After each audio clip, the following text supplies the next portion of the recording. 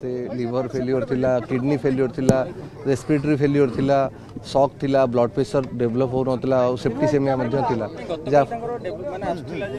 जो आरंभ तो फास्ट दिन आम कही 72 आवर्स वेट करिया पड़ियो फास्ट डे परे टिके उन्नति होता सामान्य उन्नति होता बट तापरे ग्रेजुअली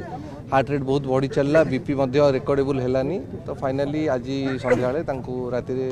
डिक्लेयर करागला तो एबे प्लान कराला जे टिटलागढ़ मृत शरीर को लेकिन जी टिटलागढ़ ये जस्ट एबे नहीं जी आम तो कहूचे जे कटक रे जो बासस्थान अच्छी टिके से रखिकी जो मैंने फैन फॉलोअर्स थे से दर्शन देकी फाइनाली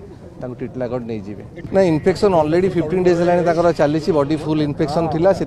बहुत हायर एंटीबायोटिक्स चलता लास्ट को सकाଳେ आईवी इम्यूनोग्लोबुलिन चलला तथापि बॉडी रेस्पॉन्ड करलानी जी पारे आमर एम्स डाक्तर मैंने बहुत लगी सबू विभाग डाक्तर मैंने लगी बट फाइनाली आम मृत्यु को तो रोकी पारे से गोटे भल दुखद घटना।